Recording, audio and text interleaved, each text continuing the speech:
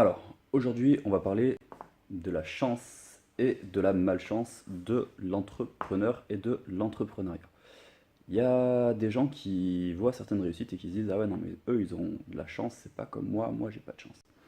Ce qu'il faut savoir, c'est que en travaillant vraiment, en travaillant, en se donnant vraiment, comme tout entrepreneur qui se respecte, en travaillant, je dirais, un minimum voilà, une petite semaine, le strict minimum, c'est si vous descendez en dessous des 35 heures, c'est très problématique. Voilà, on va dire une moyenne de 45-50 heures, c'est pas mal pour un entrepreneur. C'est quelque chose qui est cohérent par rapport à la demande enfin, voilà, à la nécessité de travail dans l'entreprise.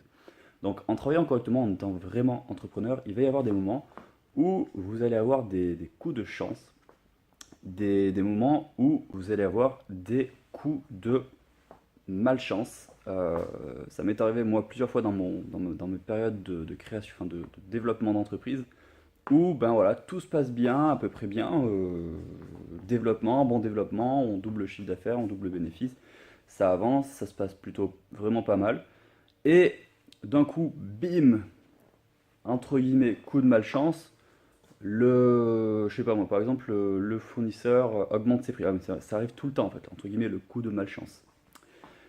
Le fournisseur augmente ses prix, les coûts publicitaires doublent, voire même triplent. Dans mon cas, carrément, j'ai eu une augmentation qui était juste énorme.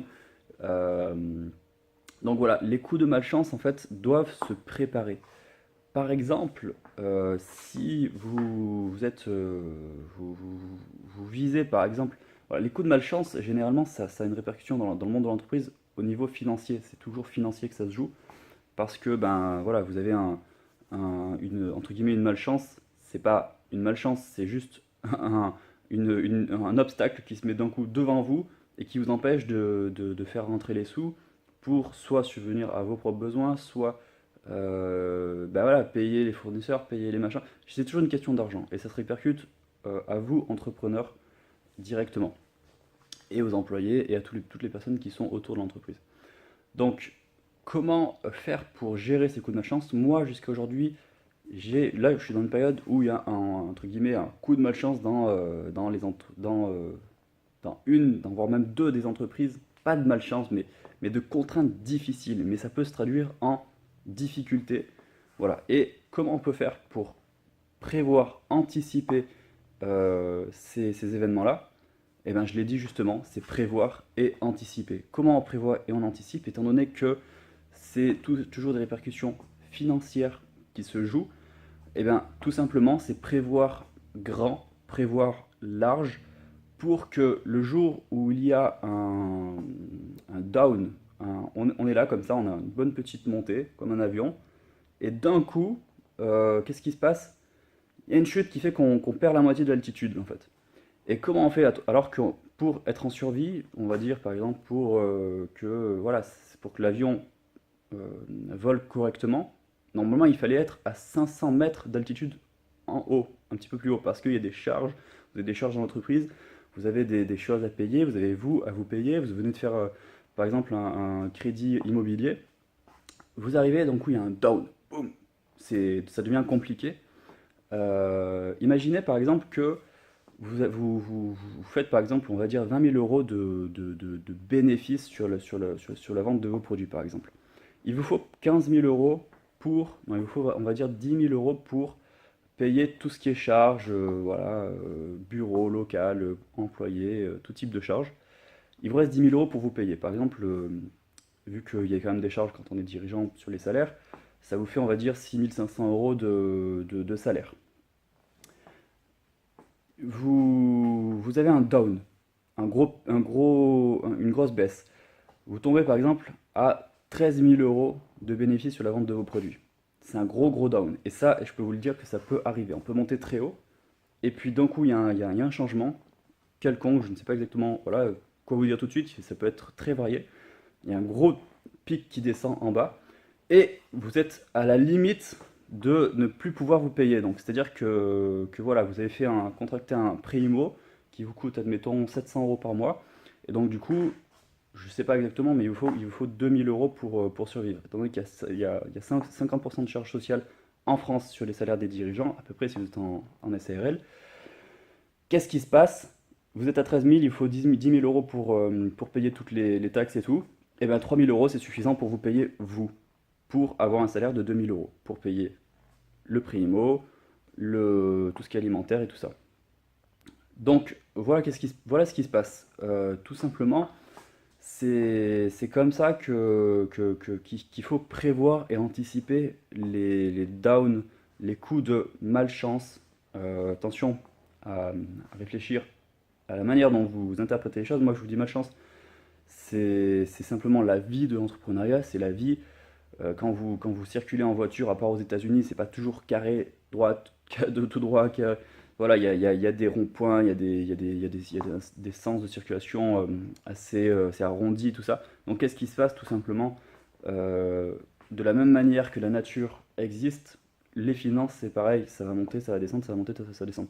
Donc, comment anticiper ces problèmes-là? Comment les anticiper? Eh ben, tout simplement, il faut aller le plus haut possible pendant ces périodes où vous allez monter, ces périodes ascendantes, vous allez avoir des coups de chance. Moi, par exemple, quand j'ai débuté la création voilà, de ma première société, euh, enfin, on va dire un des premiers projets qui a fonctionné, qui a bien marché, j'ai eu un gros coup de chance. Coût publicitaire, zéro. Je balançais mes pubs, c'était gratuit. À cette période-là, c'était gratuit. 6 mois après, j'ai été obligé de passer à 1350 euros de pub par mois. Donc c'est énorme. Et là, à cette époque-là, je visais haut en fait. Et donc tout seul, juste moi-même, j'avais pas d'employé ni rien à cette période. Qu'est-ce que je faisais? Je faisais à peu près, voilà, ce que je faisais à peu près, c'était 4500 euros de bénéfices. Je pouvais me sortir un salaire sympa, j'avais très très peu de charges, pas de enfin quasi, j'avais pas de locaux, j'avais rien. Donc j'étais vraiment pas mal. Sauf que j'avais été ambitieux. J'aurais pu me dire, oh non mais moi je veux pas travailler beaucoup, je veux travailler juste tranquille, là un peu, voilà, je me fais 1500, 2000 euros par mois, je suis tranquille, comme ça je bosse pas trop et tout. Qu'est-ce qui se serait passé si jamais j'avais réfléchi comme ça? Qu'est-ce qui serait passé? Tout simplement, d'un coup, j'ai un boom de besoins financiers au niveau publicitaire, je me retrouve au carreau. Et vu que j'avais été très ambitieux, je m'étais donné à fond, corps et âme. Je bossais, je sais pas, 60, 70, 100 heures par semaine. En fait, je bossais tout le temps quasiment. Ouais, c'était quasiment ça, je bossais quasiment tout le temps. Tout simplement, je faisais 4500 euros de bénéfices. Boum, on, on m'achève un bras et on me dit il va falloir que tu payes 1350 euros de publicité par mois. Qu'est-ce que j'ai fait? Ah non, c'était même pas à cette période, c'était un peu après. Mais bon, voilà, l'histoire est quand même cohérente. C'était un petit peu après. Mais, euh, mais voilà ce qui se passe tout simplement. Bon, c'était une période bien plus éloignée. Je faisais à cette époque plutôt 7000 euros de bénéfices et j'avais une personne à charge euh, qui n'était pas en France et donc du coup elle ne me coûtait pas si cher que ça. Enfin, on va dire que voilà, elle coûtait voilà, beaucoup moins que ce que peut représenter un employé en France. Sauf qu'à cette période, on me demande 1350 euros de publicité, et boum, ça vous achève. On peut dire que c'est un coup de malchance, c'est quelque chose qu'il faut anticiper. Il faut l'anticiper vraiment, vraiment, vraiment en prévoyant des résultats les plus hauts possibles, non pas en prévoyant, mais en se donnant, en s'engageant à fond pour obtenir les résultats les plus hauts possibles. Et une fois que vous avez les résultats les plus hauts possibles, vous êtes à même de surmonter tous les obstacles, toutes les difficultés. Et vous allez voir que il y a une citation qui est sympa, je ne sais plus exactement, mais je crois que c'est vous n'avez pas, vous avez 50% de chance et 50% de malchance. C'est-à-dire que la vie, c'est vous allez avoir des périodes où vous allez avoir boum des aides, voilà, une aide qui arrive comme ça, boum, il y a une facilité qui se met en place pour vous, ça vous fait grimper. Et il va y avoir des moments où, boum, vous avez un obstacle, une difficulté qui se met en place. Et ça, ben, il va falloir le surmonter. Donc, il faut prévoir large, il faut prévoir haut pour anticiper tous les événements. Et il faut quand même se mettre dans la tête que et si, et si ça arrive. Et si le pire arrive. Donc, je vous dis pas de penser à quelque chose de négatif et de vous arrêter. Je vous dis pensez toujours ultra positif. Moi, c'est comme ça que j'ai réussi tout ce que j'ai créé. Pensez ultra positif. Pensez uniquement à ce que vous voulez. Ne pensez surtout pas à ce que vous ne voulez pas. Cependant, prévoyez large, anticipez les downs.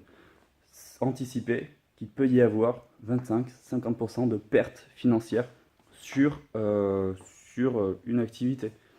Vous êtes au top, vous décrochez plusieurs contrats, vous êtes au top, prévoyez qu'il faut encore récupérer des contrats. Parce que le nerf de la guerre dans l'entrepreneuriat, c'est les finances, c'est l'argent. Et l'argent, ça fluctue énormément. Donc, on va voir un patron voilà, qui a bien réussi, il va gagner pas mal d'argent. C'est cool, les gens vont se dire il a de la chance, sauf que ce gars-là, il faut savoir qu'il peut vivre des vagues et que ces vagues-là, il en a sûrement déjà vécu et qu'il les a surmontées. Il a anticipé, il a prévu que ça allait faire ça. Et voilà comment ça marche. Alors après, quand vous êtes, selon les secteurs, euh, vous êtes plus ou moins branché sur ce type de risque, mais dans toutes les activités, il faut prévoir ce genre de cause à effet qui se met en place. Voilà, j'espère que cette vidéo vous a plu. Je ne sais pas si ça vous parle. Dites-moi-le dans le commentaire, ça fait toujours plaisir de voir si ça vous a parlé, si ça vous a donné, si vous a éclairé sur certains points. Mettez-moi un like si vous avez aimé, ça me fait vraiment plaisir. Et je vous dis à très bientôt dans une prochaine vidéo. Comme j'avais dit, je ferai de plus en plus de vidéos sur le sujet du business. Donc ça va continuer, les sujets business. Et voilà, donc je vous dis à très bientôt. Si vous avez des sujets de vidéos ou des questions même dans les commentaires, posez-moi les. Je vous explique tout. Vous pouvez aussi retrouver mes formations business, formation création, gestion et développement d'entreprise en dessous dans la description ou juste après dans la vidéo, ou peut-être même juste ici, là, tac. Je vous souhaite une excellente réussite. Régalez-vous, sachez toujours que le plaisir, c'est le nerf de la guerre dans le business. Faites-vous vraiment plaisir. Si jamais vous ne faites pas plaisir, trouvez un moyen de transformer ça dans votre tête, de la difficulté ou de quelque chose qui est chiant. Transformez-le en quelque chose qui est positif, en quelque chose d'amusant, en quelque chose dans lequel vous vous régalez. C'est exactement comme ça que moi j'agis et je me régale toujours, je suis heureux comme un pape. Alors, j'aime pas trop dire ça, mais c'est plutôt le cas. J'aime pas trop dire ça parce que c'est fragile. Le bonheur, c'est quelque chose d'assez éphémère. Faut faire attention. Allez, ciao ciao, à bientôt et portez-vous bien.